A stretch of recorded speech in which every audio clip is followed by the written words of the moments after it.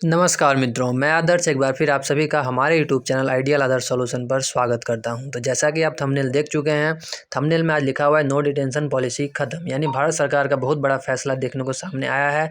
तो आज की इस वीडियो में हम नो डिटेंशन पॉलिसी के बारे में अध्ययन करेंगे और देखेंगे जो नो डिटेंशन पॉलिसी क्या है और आने वाले समय में शिक्षा जगत पर इसका क्या प्रभाव पड़ने वाला है। तो यहाँ आप देख सकते हैं वाई नो डिटेंशन पॉलिसी यहाँ पर दिया गया है। तो चलिए आपको मिलाते हैं एक एक्सपर्ट से जो आज इस नो डिटेंशन पॉलिसी नीति के बारे में पूर्ण रूप से विस्तार पूर्वक समझाएंगे। एक्सपर्ट का नाम है अनीश कुमार। तो चलिए आपको ले चलते हैं एक एक्सपर्ट के पास और जानते हैं नो डिटेंशन पॉलिसी के बारे में पूर्ण रूप से विस्तार पूर्वक। तो ये हमारे अनीश जी बताएंगे जो नो डिटेंशन पॉलिसी किस तरह से जो आने वाले समय में इम्प्लीमेंट होने वाला है, जो लागू भी हो चुका है।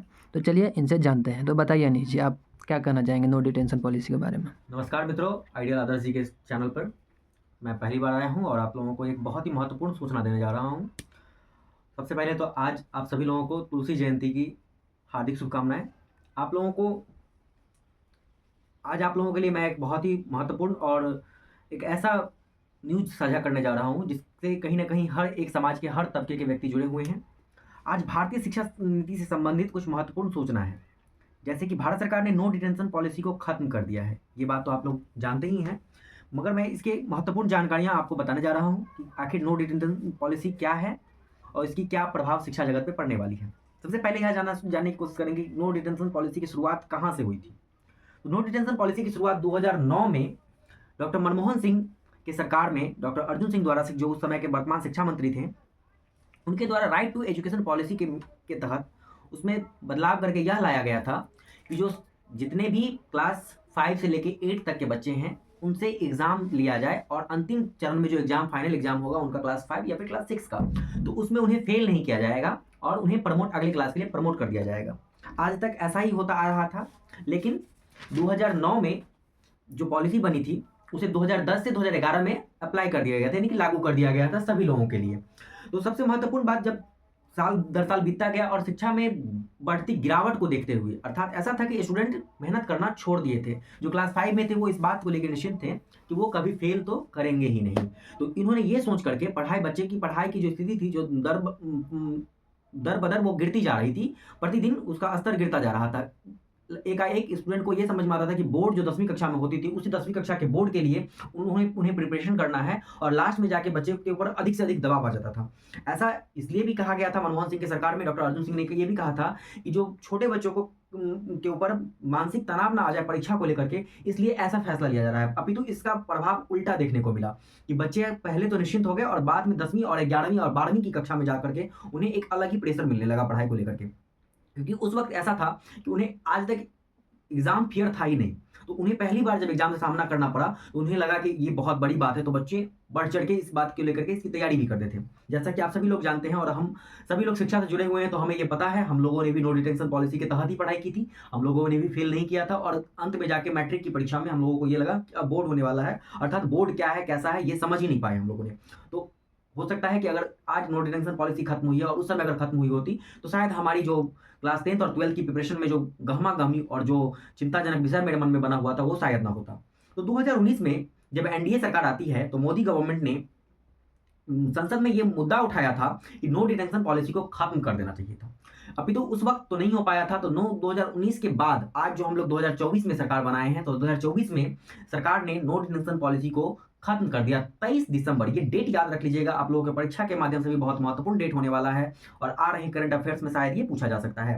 ये डेट आपको हो जाता है 23 दिसंबर 2024 दिन, सोमवार के दिन उन्होंने राइट टू एजुकेशन पॉलिसी में 2000 एक्ट 2009 को बदलते हुए नो डिटेंशन पॉलिसी को पूरी तरह से खत्म कर दिया।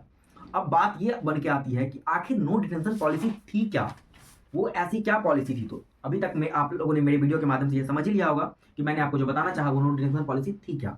वो एक ऐसी पॉलिसी थी जो छोटे बच्चों को, यानी कि सरकारी विद्यालय के जितने भी स्टूडेंट थे, इवन प्राइवेट्स के भी, तो गवर्नमेंट की तरफ से एक कहा जाए कि सूचना था सभी लोगों को एक नियम था कि आप इन कम से मिनिमम क्लास 8 तक के बच्चों को फेल नहीं कर सकते हैं। अगर वो बच्चे फेल भी होते हैं तो आप उन्हें प्रमोट करके अगली कक्षा में उनका पढ़ाई फिर अगले नए सिरे से और उस कक्षा के लिए होगी। अर्थात अगर क्लास 5 में आप अगर फेल करते हैं तो आपको पुनः क्लास 5 की एग्जाम नहीं देनी पड़ती थी और क्लास 6 में आपको एडमिशन मिल जाता था और फिर आपकी जो पढ़ाई होती थी वो क्लास 6 की पढ़ाई होती थी, ना कि क्लास 5 की होती थी। तो गवर्नमेंट ने इसके बारे में बहुत ही सोचा, बहुत विचार किया, तब जाके उन्होंने ये फैसला लिया कि नो डिटेंशन पॉलिसी को खत्म कर देना चाहिए था। बहुत पहले कर देना चाहिए था, अपितु देर आए दुरुस्त आए। ऐसा जो हुआ, इसके माध्यम से मेरे समझ से यह समझ में आता है कि नो डिटेंशन पॉलिसी वाकई एक ऐसी पॉलिसी थी जो हमें कहा जाए तो बैसाखी का सहारा लेने लायक लग रहा था। क्योंकि बच्चे क्लास 5 में अगर फेल कर रहे हैं, इसका यह मतलब था कि वो क्लास 5 के लायक नहीं है, यानी कि वो क्लास 5 के जितने भी सर्कमटेंसेस हैं, जितने भी सिलेबस है, उस सिलेबस को कवर नहीं कर पा रहे हैं, इसलिए वो फेल होते थे। अब सरकार की ऐसी नीति थी जो उन्हें फेल नहीं किया जा सकता था, तो क्लास 6 में चले गए। अर्थात आपने जो क्लास 5 में जो चीजें नहीं समझ पाई, जो नहीं पढ़ पाए, आप उसे दोबारा कभी नहीं पढ़ पाओगे और आपकी जो क्लास 5 कमजोर रह गई वो आगे कमजोर ही होती चली जाएगी। इससे क्या होता था कि बच्चे मेहनत करना भी छोड़ देते थे, क्योंकि उन्हें पता था कि पास और फेल, जो फर्स्ट में 90% मार्क्स लाता था वो भी क्लास 6 में जाएगा और जो फेल करता था मिनिमम 30% से भी कम लाता था वो भी क्लास 6 में जाएंगे। तो बच्चों के बीच में एक परसेप्शन बन चुका था कि पढ़ाई की सीरियसनेस जो होती थी वो होता ही नहीं था।